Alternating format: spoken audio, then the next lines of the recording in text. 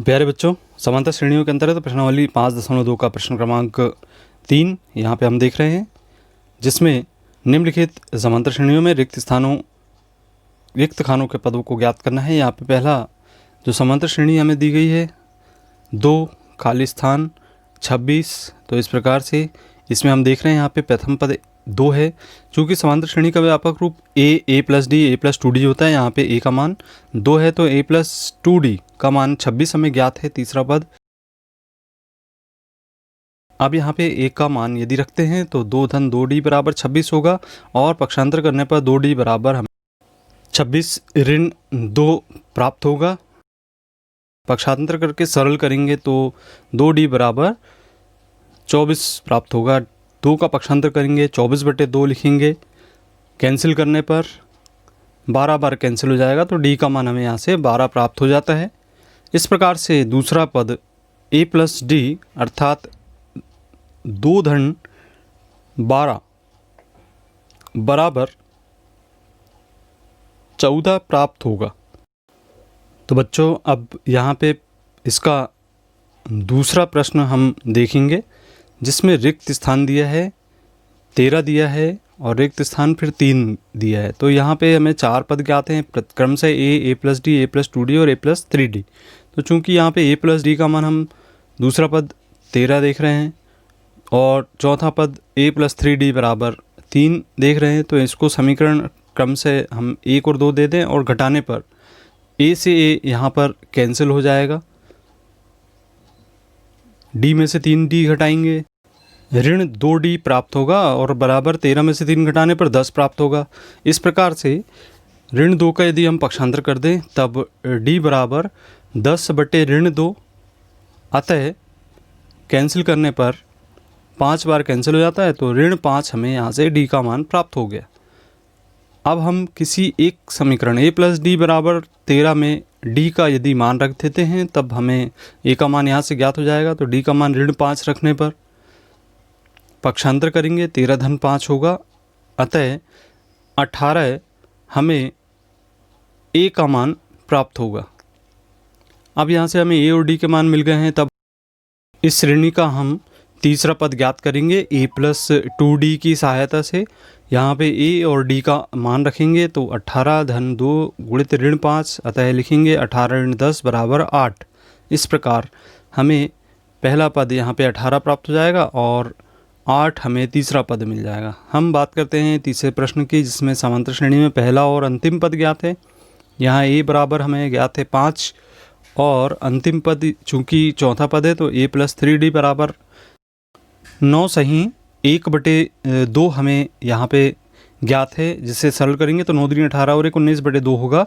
इस प्रकार से हम यहाँ पे a प्लस 3d बराबर 19/2 लिखेंगे। a का मान यदि यहाँ रखते हैं तब हमें d का मान प्राप्त हो जाएगा, तो a का मान 5 लिखेंगे और धन 3d बराबर 19/2 लिखेंगे। 5 का हम पक्षांतर कर दें तो 3d बराबर हमें प्राप्त होगा 19/2 ऋण 5।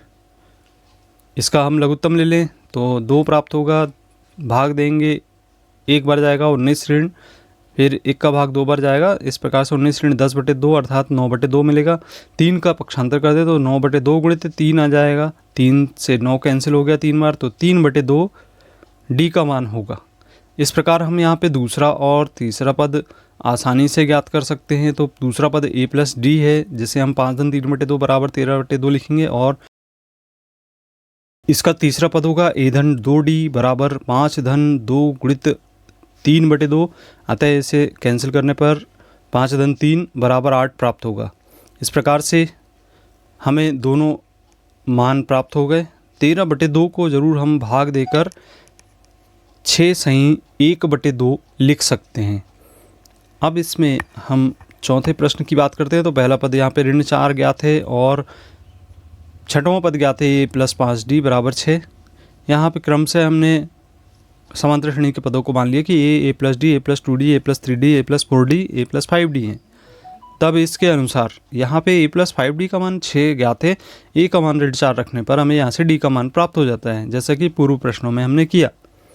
तो d का मान यहाँ से हमें प्राप्त होगा पक्षांतर करके सरल करने पर 2 प्राप्त हो जाएगा। अब हमें ज्ञात करना है दूसरा, तीसरा, चौथा और पांचवा पद। तो a प्लस डी दूसरा पद है, ऋण 4 धन 2, अतः हम लिखेंगे ऋण 2।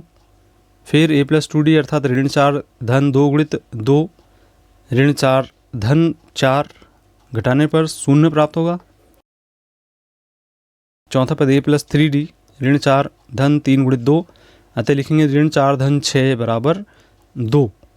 इसी प्रकार से पांचवा पद a प्लस 4d, तो ऋण 4 धन 4 गुणित 2, अतः लिखेंगे ऋण 4 धन 8 बराबर 4।